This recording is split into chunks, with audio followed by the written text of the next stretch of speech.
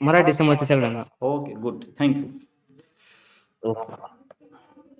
मी screen share करतोय, एकच minute.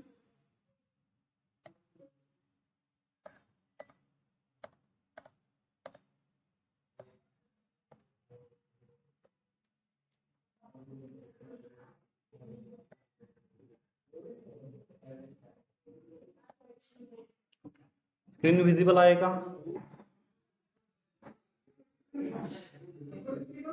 Yes sir. एकदा कन्फर्म करा. चॅट बॉक्स मला दिसणार नाहीये कारण मी स्क्रीन शेअर केलेला आहे. सो एकच मिनिट, इथे खूप आवाज येतोय, मी जरा एकदा त्यांना सांगतो.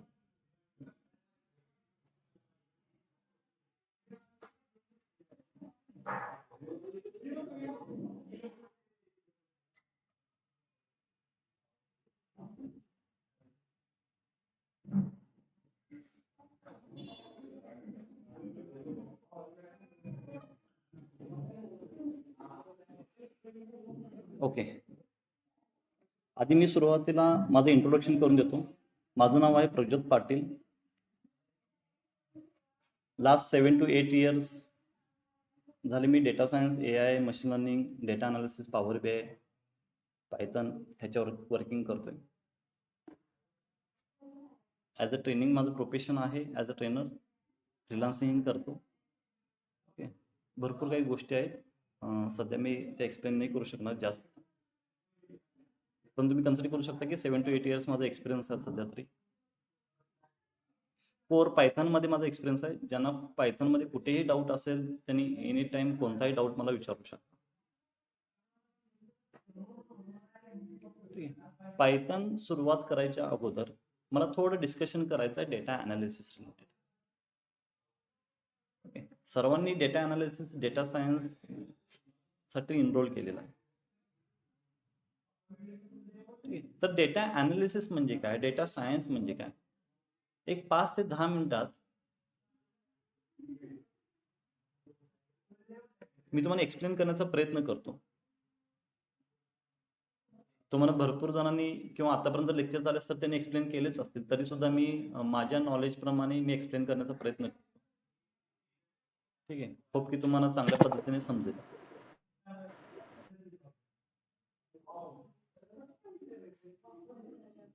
डेटा अनालिसिस, डेटा सायन्स किंवा डेटा रिलेटेड कोणतेही प्रोफाइल्स असेल, लाईक जर तुम्हाला माहित असेल तर machine learning, artificial intelligence, NLP, power BI, Tableau, excel, ह्या सर्व गोष्टी डेटा रिलेटेड आहे. All about data. आता ह्या जनरेशन मध्ये तुम्ही टेक्निकल बॅकग्राऊंड असो या नॉन टेक्निकल बॅकग्राऊंड असो, तुम्ही तुमचा करिअर पाहता डेटा सायन्स मध्ये. जर तुम्हाला आठवत असेल 5 ते 10 वर्षापूर्वी आपल्याला डेटा सायन्स किंवा डेटा रिलेटेड कोणती ऑपॉर्च्युनिटी असेल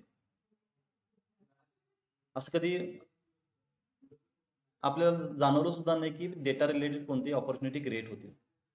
परंतु या 5 ते 6 वर्षामध्ये किंवा आफ्टर 2015 आपल्याला डेटा रिलेटेड खूप ऑपॉर्च्युनिटी दिसायला लागले.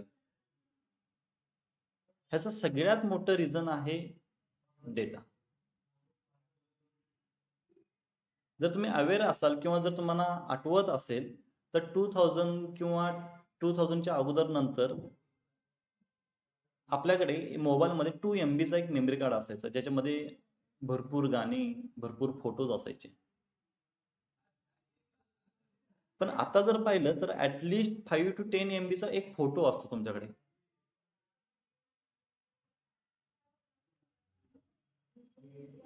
ठीक आहे, म्हणजे जनरेशन कशा पद्धतीने आपण पुढे जातोय बघा. जिथे 2 MB चा मेमरी कार्ड यूज करतो तर आता तिथे 10 to 15 MB चा ऍटलिस्ट 1 फोटो असतो आपल्याकडे. ह्या सर्व गोष्टी होत आहेत कशामुळे? डेटामुळे. Data is the new oxygen for our business. जर बिझनेस ग्रोथ करायचा असेल तर डेटा हा बिझनेस साठी ऑक्सिजन आहे. डेटा हा एक प्रोडक्ट झालेला आहे. त्या डेटाला सेल केला जातो, बाय केला जातो, ऍडव्हर्टाइजमेंट साठी यूज केला जातो, कॉलिंग साठी यूज केला जातो. मग प्रत्येक कंपनीला जर ग्रो करायचं असेल तर डेटा हा लागेलच, आणि डेटा जर येत असेल तर डेटाला अनालिसिस करण्यासाठी डेटा अनालिस्ट सुद्धा लागतील आपल्याला.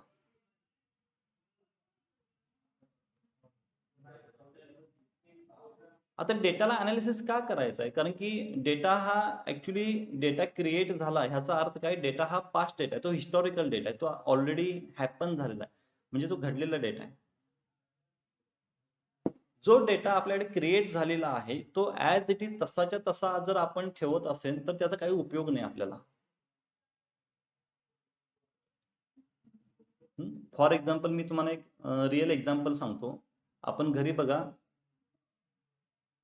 आपल्याकडे एक म्हण आहे, टाकाऊपासून टिकाऊ, बेस्ट फ्रॉम वेस्ट. जसं की बॉटल खराब झाली असेल तर बॉटलला आपण हाफ करून त्याच्यामध्ये प्लांट लावू शकतो.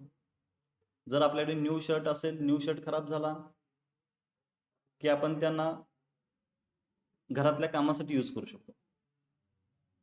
परत खराब झाला की फरशी पुसण्यासाठी यूज करू शकतो. परत खराब झाला की बाईक वगैरे साफ करण्यासाठी यूज करू शकतो. परत खराब झाला की डायरेक्ट चुलीमध्ये. म्हणजे हे जे स्टेप्स आहेत, आपण प्रत्येक डेटाचा किंवा प्रत्येक वस्तूचा रिपीटेड यूज करत आलेलो आहे, त्याचा काही ना काहीतरी क्रिएशन करून, म्हणजे टाकाऊपासून टिकाऊ. जर आपल्याकडे डेटा असा जनरेट झालेला आहे, तो आता वेस्टच आहे ऍक्च्युली. मग ते वेस्ट पासून मला काय करायचं आहे? एक अशी इन्फॉर्मेशन त्यातून शोधायची आहे जी इन्फॉर्मेशन माझ्या बिझनेससाठी बेनिफिशियल ठरेल. ऑलरेडी माझ्याकडे डेटा आहे, त्या डेटामध्ये मला शोधायचं आहे की अशी कोणती इन्फॉर्मेशन आहे का, काही इन्साइट्स आहेत का त्याच्यामध्ये, जे इन्साइट मी एक्स्ट्रॅक्ट केल्यानंतर माझ्या बिझनेसला त्याचा उपयोग होईल. तो पॉझिटिव्हली इम्पॅक्ट करत असेल किंवा निगेटिव्हली इम्पॅक्ट करत असेल, पण त्याच्यामुळे जर मी काही डिसिजन घेऊ शकत असेल तर ते मला इन्साइट्स काढायचे त्यातून. ह्यालाच म्हटलं जातं डेटा मायनिंग. तुम्ही गोल्ड मायनिंग ऐकला असाल. गोल्ड मायनिंग मध्ये काय करतो आपण? माउंटेन पूर्णपणे खोदून त्यातून एक छोटीशी अशी इन्फॉर्मेशन काढतो ज्याची व्हॅल्यू खूप असते. ओके, त्याला गोल्ड मायनिंग म्हणतो. त्याच पद्धतीने आपल्याला इथे डेटा मायनिंग करायचं, म्हणजे डेटाला खोदायचं आहे, डेटाला पूर्णपणे अनालिसिस करायचं आणि त्यातून अशी एक छोटीशी इन्फॉर्मेशन काढायची जी त्याची व्हॅल्यू खूप असेल, म्हणजे ते आपल्या बिझनेससाठी हेल्पफुल असेल. तर ह्यालाच म्हटलं जातं डेटा मायनिंग किंवा डेटा अनालिसिस. मध्ये ह्या सर्व गोष्टी जर तुम्हाला करायच्या असतील, डेटा अनालिसिस, डेटा सायन्स ह्या शिकायच्या असतील, तर तुम्हाला कन्सेप्ट बरोबर टूल्स पण शिकावे लागतील. कन्सेप्ट तर तुम्हाला माहित आहेत, काही गोष्टी माहित असतील, काही तुम्ही नोंद करून घ्याल पुढे जाऊन, पण त्याच्यासाठी टूल्स वापरायला लागतील डेटा मायनिंग करण्यासाठी. आणि त्यासाठी टूल्स आहेत power BI, Excel, SQL, Python, आणि त्यातला एक टूल आपण आज पाहणार आहे, पायथन.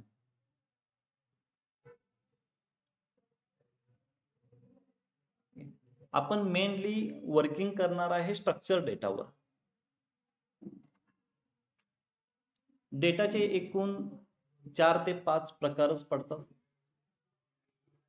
एक असतो स्ट्रक्चर डेटा, ज्याला आपण SQL फॉर्मॅटमध्ये किंवा एक्सेलच्या फॉर्मॅटमध्ये लिहू शकतो, रो आणि कॉलमच्या फॉर्मॅटमध्ये. त्याला स्ट्रक्चर डेटा म्हटलं जातं. त्यानंतर येतो अनस्ट्रक्चर डेटा, जिथे टेक्स्ट, इमेज, व्हिडिओ, ऑडिओ ह्याला कोणताही स्ट्रक्चर नसतो. टेक्स्ट पहा तुम्ही, ईमेल किंवा तुम्ही व्हॉट्सअपवर चॅटिंग करताना कोणताही टेक्स्ट लिहिता, त्याला कोणताही स्ट्रक्चर नाही. इमेजलाही कोणता स्ट्रक्चर नाही, व्हिडिओ ऑडिओला कोणता स्ट्रक्चर नाही. आणि बाकी जे मेटा डेटा, जेसन फॉर्मॅट वगैरे आहेत, जेसन फॉर्मॅट वगैरे, तो बायनरी डेटा वगैरे तुम्ही कन्सिडर करू शकता. तर मेनली आपल्याकडे 2 टाईपचे डेटा सेट असतात, एक स्ट्रक्चर, अनस्ट्रक्चर. अनस्ट्रक्चर मध्ये 2 ते 4 प्रकार. तुम्ही तुमचा मोबाईल ओपन करून पाहिलात तर तुम्ही पाहाल की तुम्ही सुद्धा एक चालता फिरता स्टोरेज आहे. प्रत्येकांच्याकडे ऍटलीस्ट 128 GB स्टोरेज आहे. तर त्या स्टोरेज मध्ये काय आहेत? तुमच्या कॉन्टॅक्ट्स आहेत, फोटोज आहेत, व्हिडिओज आहेत, ऑडिओज आहेत, काही कॅलेंडर्स असतील, तुमचे नोट्स असतील, म्हणजे हा सगळा डेटाच आहे ना. सोशल मीडियाचे ऍप्लिकेशन्स असतील, व्हॉट्सअप आहे, इंस्टाग्राम मध्ये डेटा काय आहे? फॉलोअर्स आहेत, फॉलोईंग आहेत, लाईक्स आहेत, कमेंट्स आहेत, म्हणजे हा सर्व डेटाच आहे. म्हणजे तुम्ही सुद्धा एक चालता फिरता स्टोरेज आहे. आता पूर्ण तुमच्या मोबाईलमध्ये 128 GB डेटा असेल ऍटलिस्ट. 128 असेल.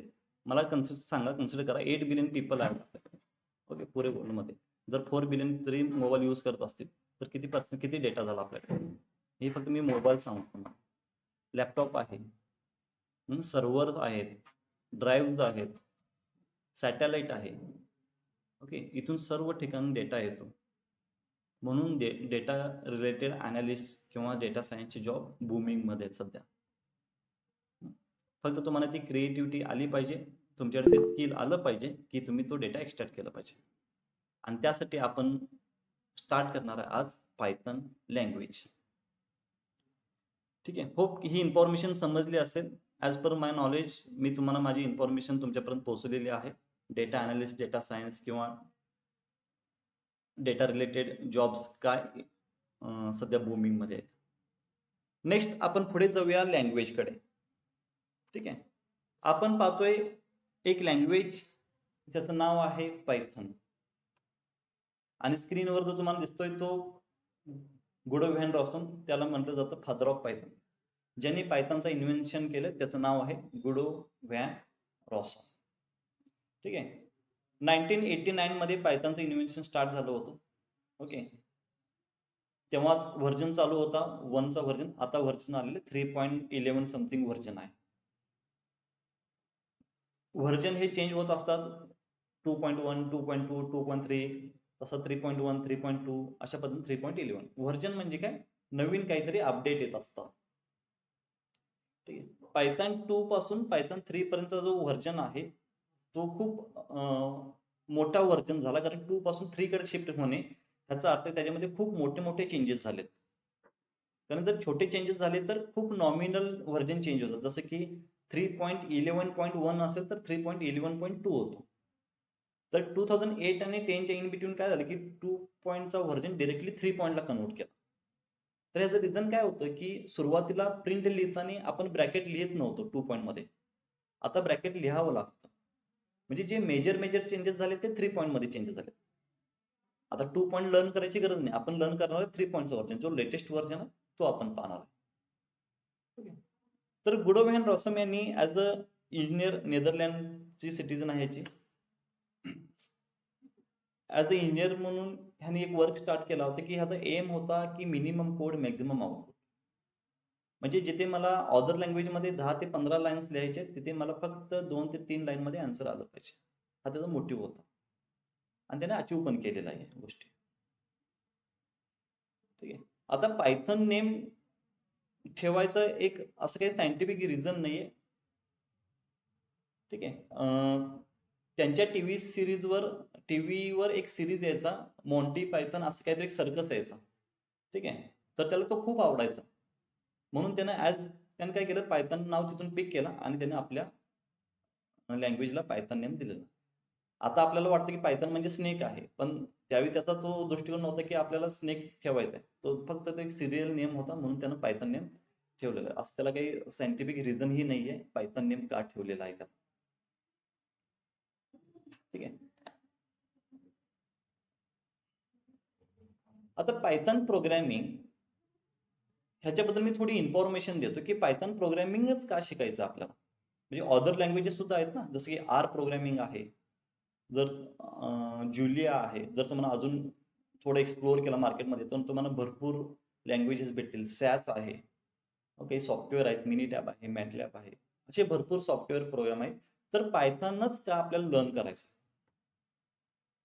ठीक आहे, त्याचे काही की पॉईंट्स मी नोट केलेले आहेत. ते की पॉईंट्स तुम्हाला मी दाखवतो. पण त्याच्या अगोदर लक्ष द्या की लँग्वेज म्हणजे काय आहे.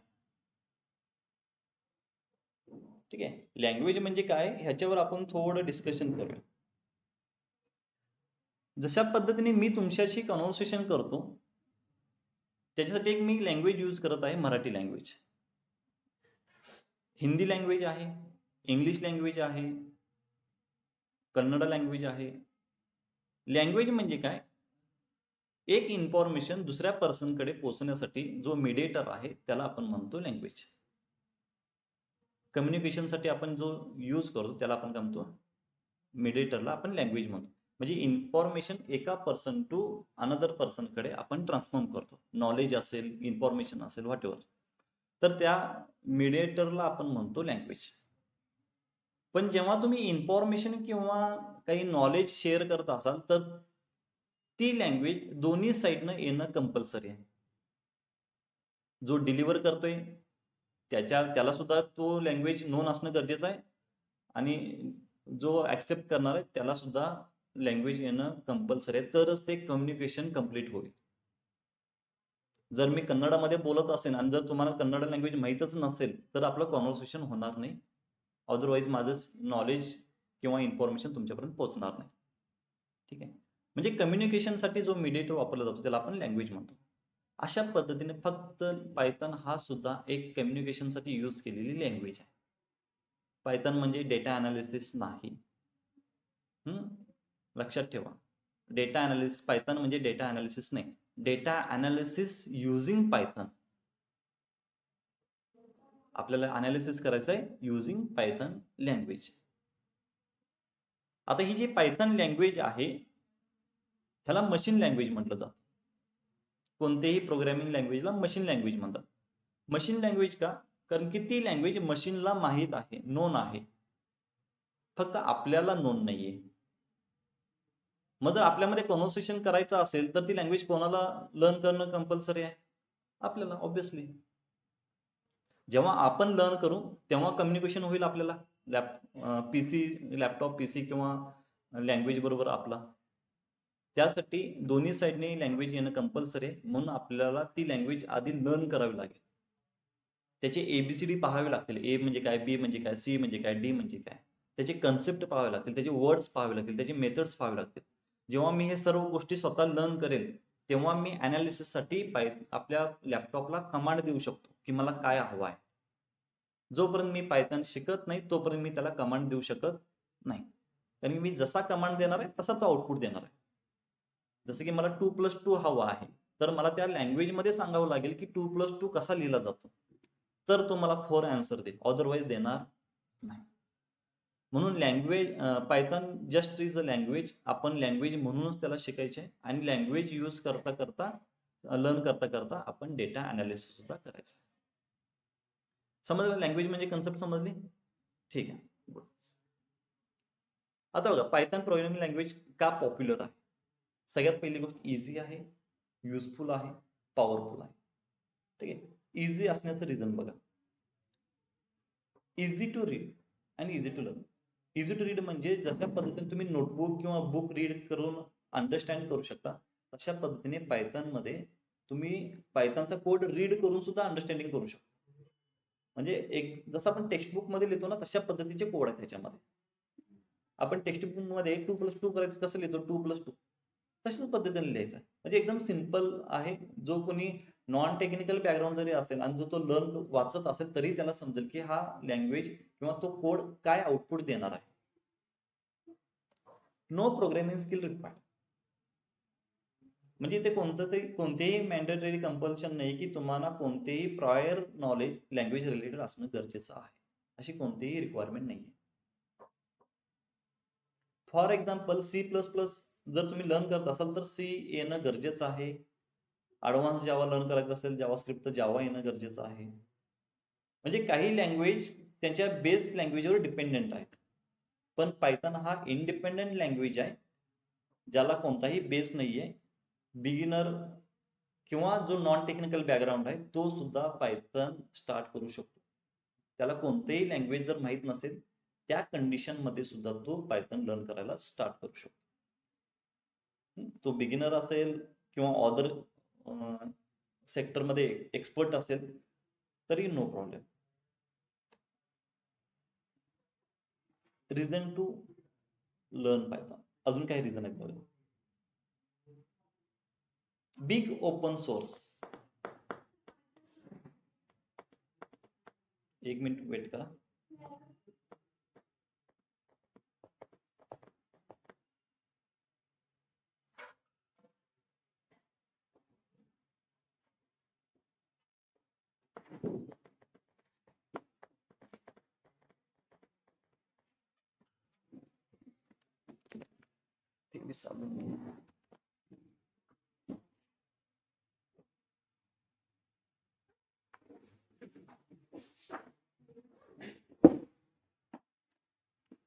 ठीक.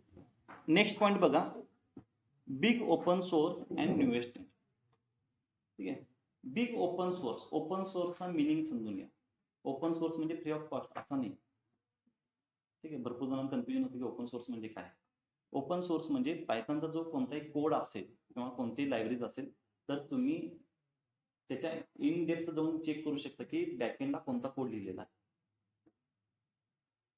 जसं की तुम्ही LLM मॉडेल जर चॅट जीपीटी पाहिला असेल तर चॅट जीपीटीच्या बॅकएंडला कोणता कोड लिहिले तुम्हाला माहित आहे का? नाही माहित. त्याला म्हणायचं क्लोज सोर्स. मोस्टली जे पेड व्हर्जन असतात ते क्लोज सोर्स असतात, कारण की ते कोणालाही शो करणार नाही. त्यांनी जर शो केले तर दुसरे कोणी बनवू शकतात.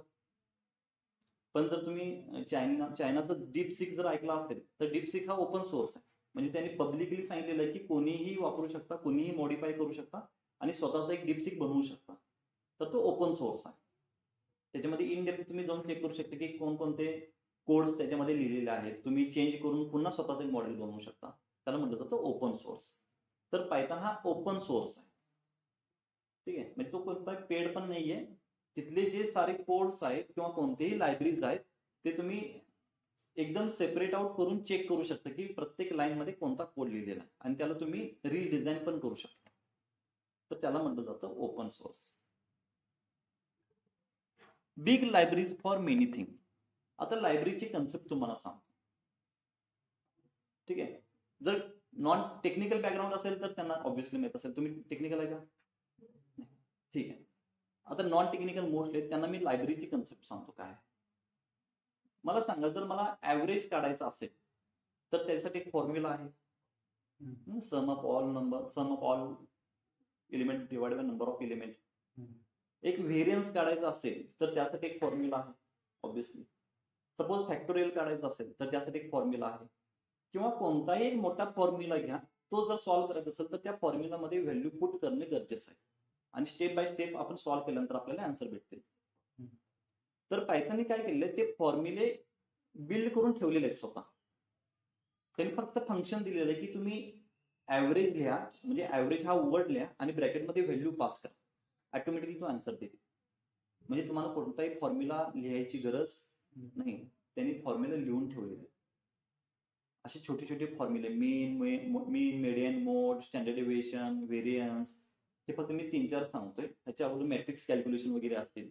तुम्हाला काहीही करायची गरज नाही. फक्त मीन कॅल्क्युलेट करायचं तर मीन लिहायचा, ब्रॅकेटमध्ये ती व्हॅल्यू पास करायची, ऑटोमॅटिकली तुम्हाला मीन भेटेल. म्हणजे इन बिटवीन जो कॅल्क्युलेशन आहे तो बॅकएंडला रन होईल. म्हणजे इनपुट देणे, आउटपुट घेणे. हे छोटे छोटे फंक्शन्सला आपण काय म्हणतो, ह्या छोट्या छोट्या फंक्शनच्या बंचला आपण लायब्ररी म्हणतो. बंच ऑफ फंक्शन म्हणजे लायब्ररी. जसं की NumPy नावाची लायब्ररी आहे, न्यूमेरिकल पायथॉन. त्याच्यामध्ये ना मॅथमॅटिकलचे फंक्शन्स आहेत सगळे. जर तुम्हाला तुमच्या डेटा सेट मधून मॅक्झिमम व्हॅल्यू फाइंड आउट करायची आहे तर तुम्ही मॅक्स लिहा आणि तो डेटा सेट पास करा. तो ऑटोमॅटिकली तुम्हाला मॅक्स व्हॅल्यू आणून देईल. सम लिहा, ब्रॅकेटमध्ये व्हॅल्यूज द्या, समेशन करून तो ऑटोमॅटिकली आणून देईल. म्हणजे तुम्हाला काहीही करायची गरज नाही, ऑटोमॅटिकली ते फंक्शन तुम्ही वापरू शकता. समजली लायब्ररीची कन्सेप्ट? गुड. असे पायथॉनमध्ये भरपूर लायब्ररीज आहेत. ह्याच्यामुळे तुमचा जो कोडची जी लेंथ आहे ती ऑटोमॅटिकली कमी होते. जिथे तुम्हाला 4 ते 5 लाईनचा कोड लिहायचा तिथे ऑटोमॅटिक एकाच लाईन मध्ये कोड झाला आणि इझी झालं. NumPy झाला. पांडाज नावाची लायब्ररी. पांडाज मध्ये आपण काय करू शकतो, एक्सेल मध्ये ज्या ज्या गोष्टी आपण करतो त्या सर्व गोष्टी पांडाज मध्ये करू शकतो. नवीन कॉलम ऍड करायचा आहे, नवीन कॉलम ड्रॉप करायचा आहे, फिल्टर करायचा आहे, रिप्लेस करायचा आहे. ठीक आहे. 2 डेटा फ्रेम ऍड करायचे, कॉन्कॅट करायचे, तर सर्व ह्या गोष्टी आपण पांडाज मध्ये करू शकतो, जे आपण पुढे पाहणार आहे.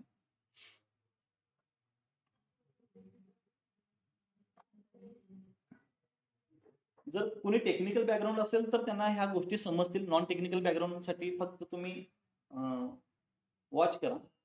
वरचा कोड आहे जावाचा आणि लास्टचा सेकंड कोड आहे तो पायथॉनचा. जर जावा मध्ये कोणतेही नाव प्रिंट करायचं असेल तर ह्या 2 लाईन मध्ये तुम्ही नेम प्रिंट करू शकता. पण जर पायथॉन मध्ये करायचं असेल तर प्रिंट बॉब जरी केला तर प्रिंट होईल.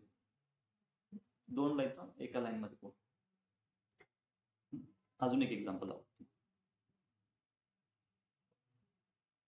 हा कोड समजेल नाही समजेल मला माहित नाही, पण मी लॉजिकली सांगतो. ठीक आहे, इकडे बघा, माझ्याकडे एक ग्लास आहे, मिल्कचा ग्लास, एक आहे वॉटरचा ग्लास.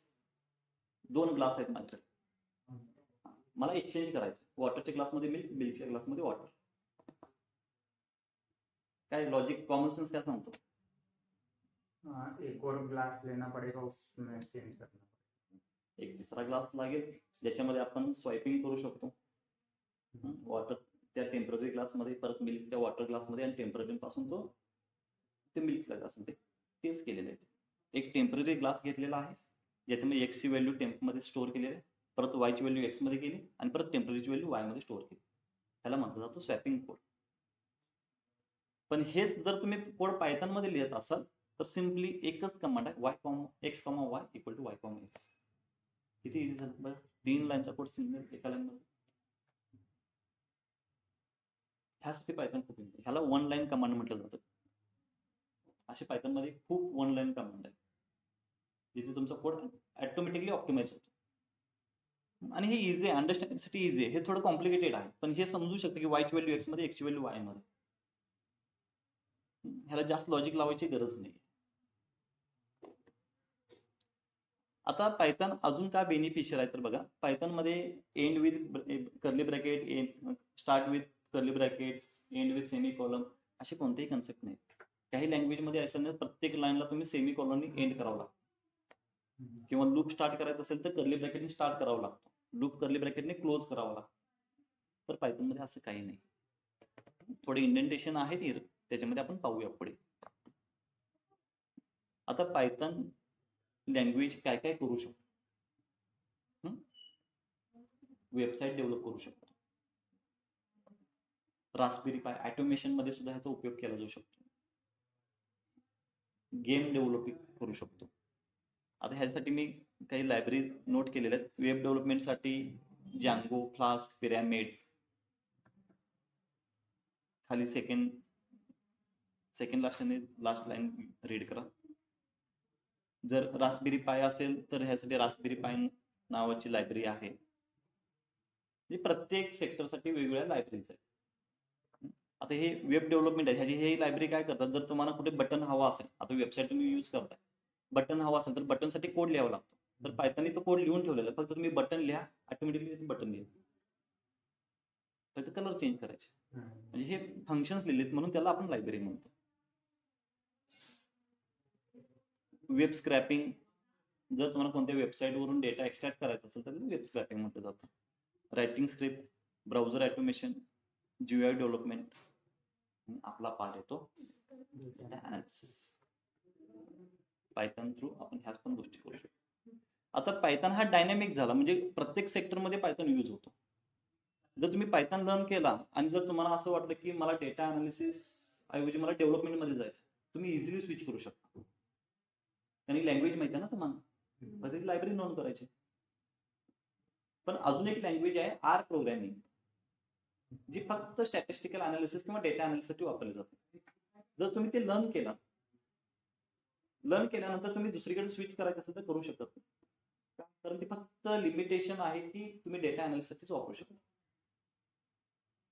किंवा तुम्हाला वेबसाईटला इंटिग्रेशन करायचं आहे, तुमचे जे काही आन्सर आहेत, तर पायथन मध्ये इंटिग्रेशन तुम्ही स्वतः करू शकता, थोडा स्टडी केला की, कारण की तोच कोड आहे, कोड काय बदलणार नाही, एरर वगैरे तुम्हाला समजून येतील लगेच. पण ते आर असल्यामुळे काय होईल, आरचा कोड वेगळा आणि डेव्हलपमेंटसाठी वेगळा कोड घ्यावा लागेल, मग तो एक लँग्वेज शिकावी लागेल तुम्हाला. त्यामुळे पायथन हा थोडा डायनॅमिक असल्यामुळे ना पायथन खूप बेनिफिशियल ठरेल तुमच्यासाठी. मशीन लर्निंगसाठी पण यूज केलं जातं, कॉम्प्युटर विजनसाठी, एआय साठी पण पायथन यूज केलं जाऊ शकतो. ओके, नाही वेब स्क्रॅपिंग नाही.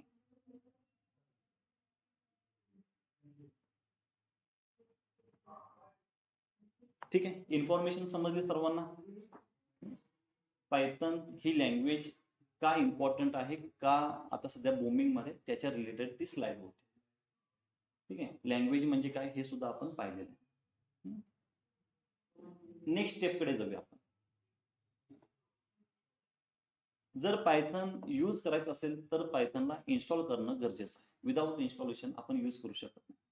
जर करायचं असेल तर सर्व्हर वापरावा लागेल. जसं की सर्व्हरवर गुगल कोलॅब आहे. गुगल कोलॅब म्हणजे एक पायथनचं एक सर्व्हर आहे, तिथे तुम्ही कोड लिहू शकता. जर तुम्ही तुमच्या पीसी मध्ये लिहायचं असेल कोड तुम्हाला, तर पायथन इन्स्टॉल करणं गरजेचं आहे. आता पायथन कसा इन्स्टॉल करायचा बघा.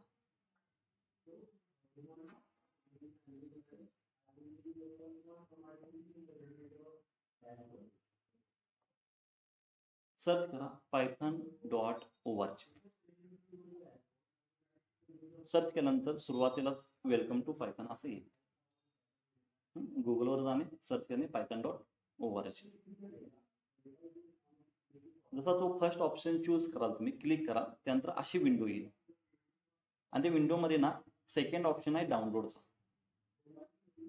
तुमचा ओएस कोणता आहे पहा. मॅक आहे, लिनक्स आहे, विंडोज आहे, ऑपरेटिंग सिस्टीम कोणती आहे पहा. जर विंडोज असेल तर विंडोजला क्लिक करा, ऑटोमॅटिकली तर डाउनलोडचा ऑप्शन भेटेल. आता स्क्रीनशॉट जुना आहे, 3.8 व्हर्जन.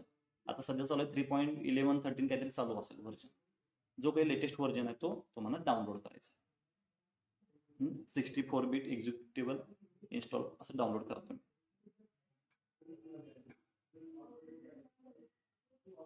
पायथन 2 डाउनलोड नाही करायचा आपल्याला, कारण पायथन 2 हा ओल्ड व्हर्जन आहे. आता पायथन 2 तरी सुद्धा का दिलेला आहे, कारण की काही कंपन्यांची कोड ना पायथन 2 मध्ये लिहिलेला आहे ऑलरेडी. जर त्यांना ते रन करायचं असेल ना तर ते पायथन 2 चा व्हर्जन लागतो. पायथन 3 मध्ये ते रन नाही होत, एरर थ्रो करते, कारण चेंजेस झालेत ना खूप मोठे.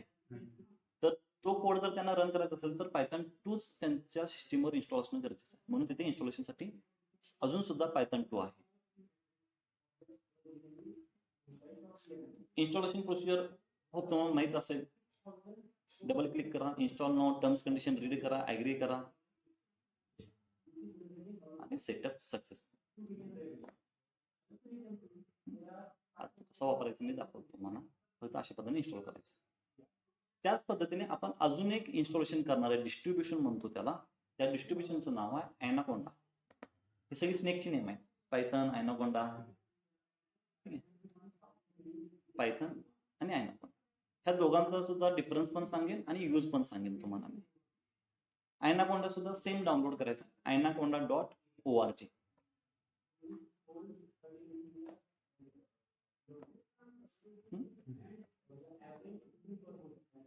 साइन इन करायची गरज नाही, साइन अप करायची गरज नाही. डायरेक्टली वर ऑप्शन दिलेला आहे डाउनलोड ॲनाकोंडा. तिथे ईमेल विचारेल, ईमेलला स्किप करायचा सुद्धा ऑप्शन आहे. ईमेल दिला तर डाउनलोड लिंक तुम्हाला ईमेलवर भेटेल. सिम्पली डाउनलोड करा. डाउनलोड केल्यानंतर सेम 3.2 व्हर्जन डाउनलोड होईल. Installation procedure same. क्लिक करा, डाउनलोड झाल्यानंतर ऍग्री, टर्म्स कंडिशन रीड करा, ऍग्री करा आणि कंटिन्यू करा.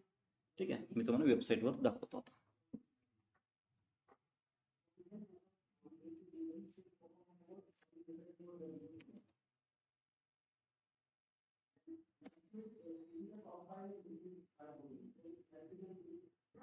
ठीक आहे, 3.13 चालू आहे. python.org. इथून तुम्ही काय करा, पायथनला डाउनलोड करा. ठीक आहे, डाउनलोड केल्यानंतर तो डाउनलोड फोल्डर मध्ये जाईल. तिथून तुम्ही डबल क्लिक करून ओपन करून तो इन्स्टॉल करा. ठीक आहे.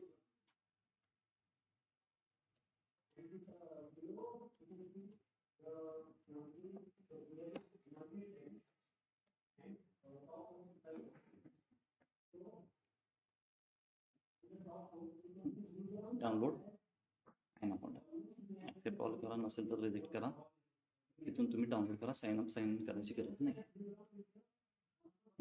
जेव्हा तुम्ही हे ॲनाकोंडा डाउनलोड करा आणि इन्स्टॉल करा, आता मी कन्सिडर करतो की तुम्ही इन्स्टॉलेशन केलेलं आहे. पायथनचं इन्स्टॉलेशन केलेलं आहे, ॲनाकोंडाचं इन्स्टॉलेशन केलेलं आहे. आता मी तुम्हाला पायथन ओपन करून दाखवतो.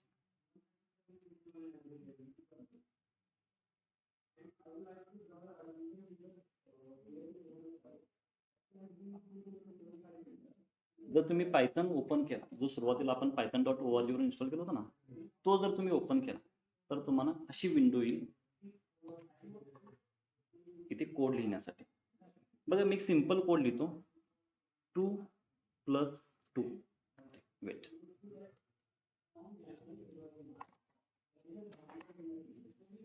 2 + 2 इंटर आन्सर आलेला आहे 4 दिसतं ना 4 आन्सर 5 - 3 आन्सर 2 येणं गरजेचं आहे इंटर आता मी ह्याला एडिट नाही करू शकत बिगिनर साठी थोडं डिफिकल्ट आहे म्हणून आपण ॲनाकोंडा यूज केलेला आहे आता ॲनाकोंडा काय करतो बघा ॲनाकोंडा ओपन होण्यासाठी थोडा टाइम लागेल मी ते ह्याच्यामध्ये दाखवतो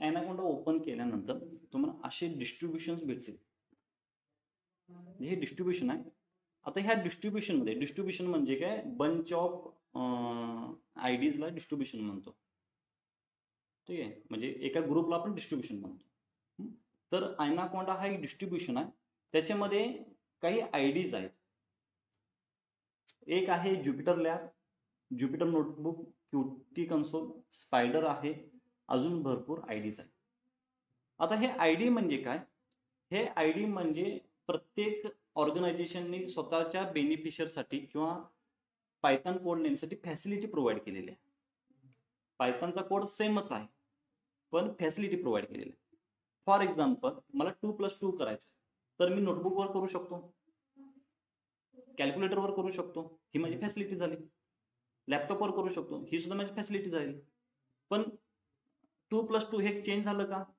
त्याचा आन्सर चेंज होणार आहे का नाही म्हणजे लँग्वेज कोड चेंज होणार नाही आन्सर चेंज होणार नाही फक्त तुमचा जो UI आहे तो UI चेंज होईल UI म्हणजे युजर इंटरफेस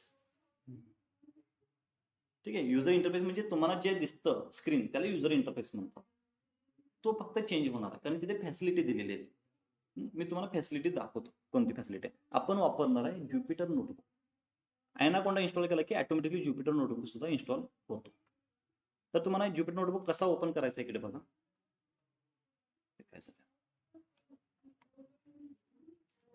इथे विंडोज मध्ये जावा आणि ज्युपिटर नोटबुक सर्च करा ज्युपिटर नोटबुक अशा पद्धतीने वर ऑरेंजचा साइन आहे ब्रॅकेट पॅरेंथेसिस ब्रॅकेट थोडा हॉरिझॉन्टल पॅरेंथेसिस ब्रॅकेट ऑरेंज साईडचा येईल ऑरेंज कलर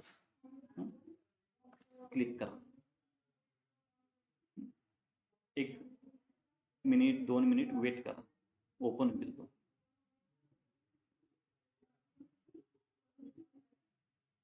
ठीक आहे अशा पद्धतीने तो क्रोमवर ओपन होईल ह्याच्यासाठी इंटरनेटची गरज नाही आहे डाउनलोड करायला इंटरनेट लागेल पण यूज करायला इंटरनेटची गरज नाही आहे अशा पद्धतीने एक तुमचा होम पेज येईल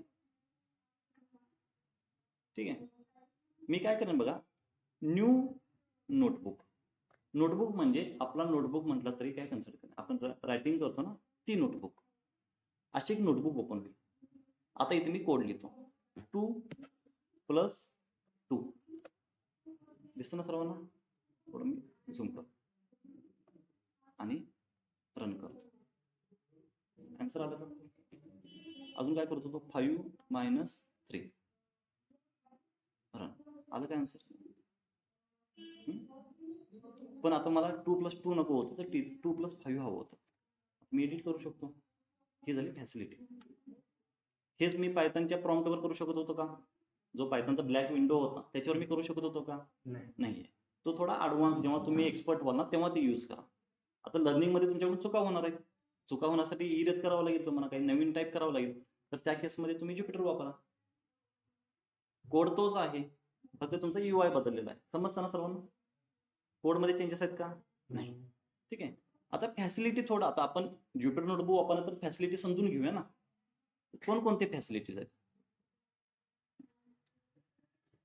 मला सांगा आपण नोटबुक मध्ये लिहिताना हेडिंग लिहितो ना आता मी काहीतरी कोड लिहिलेला आहे आणि मला फ्युचरमध्ये जेव्हा मी ह्याला रेफर करेन रेफर करण्यासाठी मला इथे नोट करून ठेवायचा आहे की हा जो कोड आहे तो ऍडिशनचा कोड आहे तर मी इथे लिहीन ऍडिशन आणि ते कोड आहे ना ह्या कोडला मी ऍज अ मार्कडाऊन मध्ये कन्वर्ट करतो इथे जर हॅश दिला तर अशा पद्धतीने तो एक त्याची सायझिंग वाढते. अजून एक हॅश दिला तर सायझिंग कमी होते. अजून एक हॅश दिला तर अजून सायझिंग कमी होते. अशा पद्धतीने ह्याची सायझिंग कमी होते. आता ह्याच्यामुळे काय झालेलं आहे की जेव्हा तुम्ही पुन्हा नोटबुक ओपन कराल तेव्हा तुम्हाला तो समजेल की ते काय केलेलं आहे आपण. ऍडिशन म्हणजे समजेल ना आपण ऍडिशन केलेलं. म्हणजे नोटबुक मध्ये आपण कसं लिहितो, हेडिंग, सब हेडिंग, काही कमेंट्स लिहितो, त्या सर्व गोष्टी आपण इथे करू शकतो. ऍज अ बिगिनर म्हणून हे इम्पॉर्टंट आहे आपल्यासाठी. हा सेल जर मला खाली हवा असेल तर इथे अप डाऊनचा ऑप्शन आहे. ठीक आहे, तुम्ही डाऊनला घेऊ शकता, अपला घेऊ शकता. एका स्क्वेअरला सेल म्हटलं जातं. जिथे आपण कोड लिहितोय ना त्याला नाव काय आहे, सेल, CELL, त्याला सेल म्हणतो आपण. ठीक आहे, हे अप डाऊन करू शकतो, नको असेल तर डिलीट करू शकतो. जर इन बिटवीन काही ऍड करायचं असेल तर प्लस करू शकतो. ठीक आहे, म्हणजे हे फॅसिलिटी आहेत ह्याच्यामध्ये. अजून काय फॅसिलिटी आहे, इथून सुद्धा तुम्ही डिलीट करू शकता, इथून सुद्धा तुम्ही डिलीट करू शकता, इथून सुद्धा तुम्ही ऍड करू शकता आणि इथून सुद्धा तुम्ही ऍड करू शकता. म्हणजे शॉर्टकट कीज आहेत ते. ठीक आहे, कॉपी पेस्टचा ऑप्शन आहे इथे, कॉपी पेस्ट. हे तुम्हाला कॉपी करायचं आहे, कॉपी, आणि पेस्ट करायचं आहे, पेस्ट. कॉपी पेस्टचा ऑप्शन आहे, म्हणजे कोड लिहायची गरज नाही आहे. आता मी कोड लिहिताना नेहमी लक्षात ठेवा हा कोडच असणं गरजेचं आहे, तर तो ऍज अ कोड म्हणून रन होईल. 2+2 हा कोड आहे, असं केला तर त्याचा आन्सर येईल 4. जर तुम्ही ह्याला कोड न करता जर टायटल केलात तर तो रन नाही होणार, तो ऍज अ टायटल म्हणून कन्सिडर होईल, ऍज अ हेडिंग म्हणून कन्सिडर होईल. तो कोड नाहीये.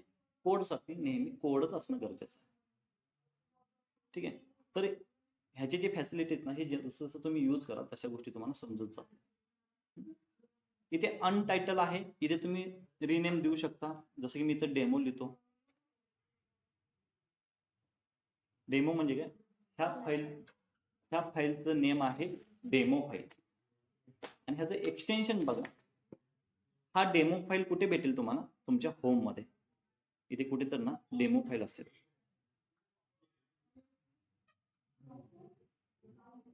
दिसते कुठे, मला दिसेल.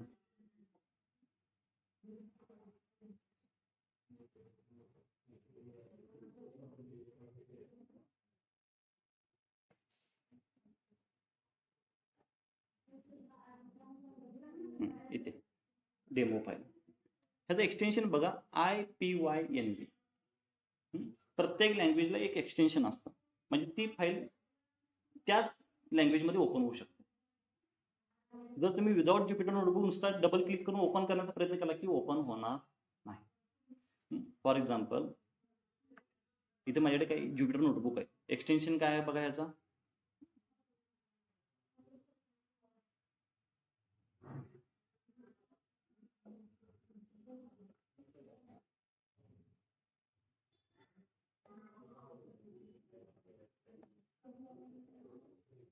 IPYNB. तर हा कोड मी जर इथून ओपन करण्याचा प्रयत्न केला तर ओपन होणार नाही, तो तुम्हाला हा VS कोड मध्ये गेला. ठीक आहे, इथून ओपन होणार नाही, तो तुम्हाला कुठून ओपन करावा लागेल, ह्या ज्युपिटर नोटबुक मधून तुम्हाला ती फाईल पाथ शोधावी लागेल, आणि तिथे गेल्यानंतर तुम्हाला असे नोटबुक्स दिसतील असे, मग त्याच्यानंतर क्लिक केला की ओपन होईल. जसं की पॉवर BIचा IPBIX एक्सटेन्शन आहे, तो तिथेच ओपन होतो. एक्सेलचा XLSX CSV एक्सटेन्शन आहे, तो तिथेच ओपन होतो. अशा पद्धतीने ज्युपिटर नोटबुकचं एक्सटेन्शन आहे IPYNB, पायथन नोटबुक. आणि जर फक्त पायथनचा कोड लिहिला तुम्ही, जसं की मी ब्लॅक विंडोवर लिहितो, त्याचं एक्सटेन्शन आहे .py. ठीक आहे, एक्सपर्ट लेवल .py चा यूज करतात. तुम्ही बिगिनर आहे म्हणून .IPYNB चा यूज करा. आन्सर मध्ये चेंजेस नाही होणार, कोड मध्ये चेंजेस नाही होणार.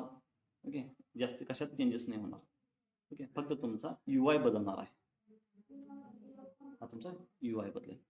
ठीक आहे, काही गोष्टी तुम्हाला सांगेन ह्याच्याबद्दल, 1-2-4 गोष्टी, आणि आज आपण सेशन स्टॉप करूया.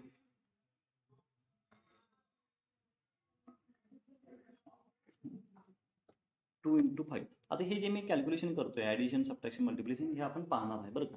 हे फक्त आता तुम्हाला मी एक्झाम्पल सांगतोय कारण की आपल्याला पायथन ज्युपिटर रन करायचं. रन करण्यासाठी एक शॉर्टकट आहे शिफ्ट इंटर. रन करायसाठी इथे ऑप्शन आहे पण प्रत्येक वेळी इथे जाऊ शकत नाही आपण. तर आपल्याला ऑप्शन काय शिफ्ट इंटर. इथे पण 5 + 5 शिफ्ट इंटर. कंट्रोल इंटर सुद्धा चालतो. या दोघांचे डिफरन्स बघा. +6 कंट्रोल इंटर. शिफ्ट इंटरने काय होते शिफ्ट इंटर केल्यामुळे न्यू लाईन परत ऍड होते पण control enter new line add होते ते फक्त रन होते. जर तुम्हाला कोड लिहायचा तर शिफ्ट इंटर करा म्हणजे खाली लगेच न्यू लाईन ऍड होईल. नाहीतर तुम्हाला ते प्लस मध्ये जाऊन ऍड करावं लागेल. शिफ्ट इंटर कंट्रोल इंटर दोन्ही सुद्धा रनिंगसाठी यूज आहेत पण शिफ्ट इंटर केल्यामुळे तो कोड एक एक्स्ट्रा सेल ऍड होतो खाली म्हणजे तुम्ही कोड लिहित अशा पद्धतीने खाली जाऊ शकता. नाहीतर कंट्रोल इंटर केला तिथेच क्लोज होईल तो. हे प्रॅक्टिसमुळे येईल तुम्हाला. हे शॉर्टकट हे प्रॅक्टिसमुळे जमतील तुम्हाला. इन केस जर तुमचा कोड कुठे हँग होत असेल तर त्याला स्टॉप करण्यासाठी हे इंटरप्ट करणं असं ऑप्शन आहे. मी तुम्हाला एक कोड लिहून दाखवतो जो कोड कंटिन्युअसली रनिंग मध्ये राहील. ठीक आहे. आता कोड समजून घेण्याचा प्रयत्न करू नका कारण तो तुम्हाला समजणारही नाहीये जर पायथन माहित नसेल तर.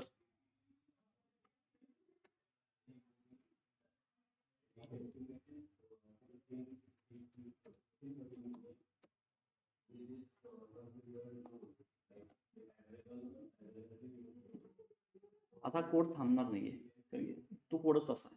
इथे स्टार आहे. स्टारचा अर्थ कोड रनिंग मध्ये आहे लक्षात ठेवा. जेव्हा जेव्हा तुम्हाला स्टार भेटेल तेव्हा तो कोड काय भेटेल रनिंग मध्ये भेटेल. हे कोड रनिंग मध्ये असताना कोणताही कोड रन करू नका कारण की तो सुद्धा पेंडिंगला पडेल.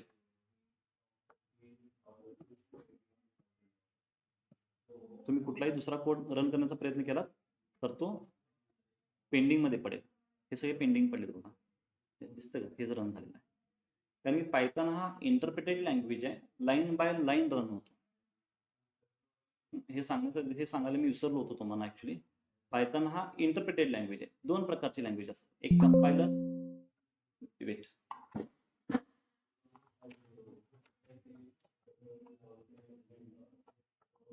एक कंपायलर आणि दुसरा इंटरप्रेटर. सी हा लँग्वेज कंपायलर आहे. कंपायलर म्हणजे सुरुवातीला तुम्ही कोड पूर्ण लिहायचा मगच रन करू शकता. स्टार्ट आणि एंड केल्याशिवाय तुम्ही कोड रन करू शकत नाही. मग तो कंपाईल करून मग आउटपुट सांगणार किंवा एरर सांगेल. पण पायथन तसं नाही. तुम्ही एक लाईन लिहिला तर एक लाईन सुद्धा रन करू शकता. 2 लाईन लिहिला तर 2 लाईन सुद्धा रन करू शकता. ओके. इंटरप्रिटेड आहे. लाईन बाय लाईन रन होतो. तर इथे आता लाईन बाय लाईन म्हणजे काय हा कोड जोपर्यंत कंप्लीट होणार नाही तोपर्यंत पुढचे कोणतेही कोड तुमचे रन होणार नाहीत. स्टारचा अर्थ कोड रनिंग मध्ये आहे हे लक्षात ठेवा. आता हे ऍक्च्युली हा एरर आहे तसा इनफायनाइटला जाणार आहे तर त्यासाठी माझे एक ऑप्शन आहे ते. आता कधी कधी तुमचा पीसी हँग पण होईल ह्या केसमध्ये कारण तो अनलिमिटेड वेळा रन होणार आहे.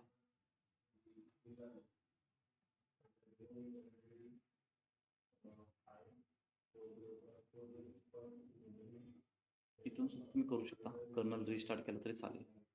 कर्नल रिस्टार्ट म्हणजे पूर्ण पेज तुमचा रिफ्रेश होईल. रिस्टार्ट म्हणजे रिफ्रेश एकंदरीत. बघा स्लो झालेला आहे. वेट करा.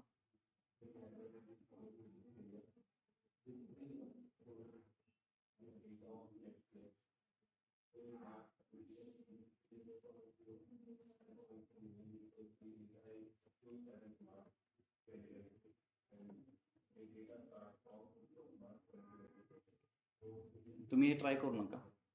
ठीक आहे. तुमचा पण हँग होईल कारण हा लूप इनफायनाइट हा चालूच आहे लूप. मी एक्झिट करतो पेज.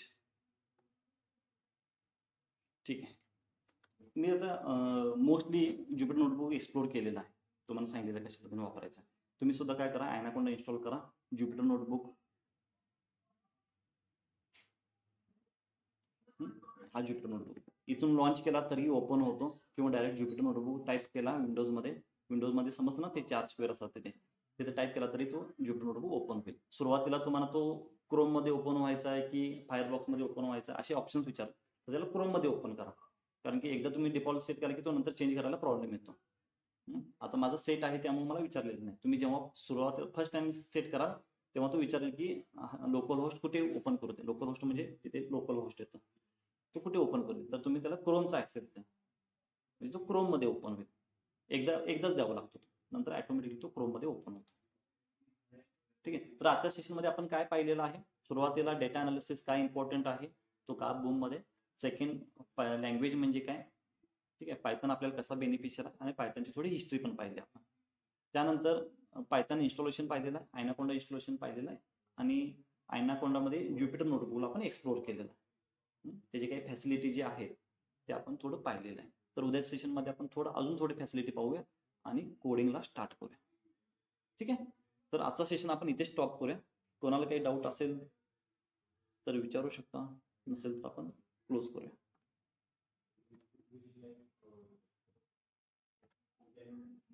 Okay, thank you Mayur. चालेल, क्लोज करू आपण.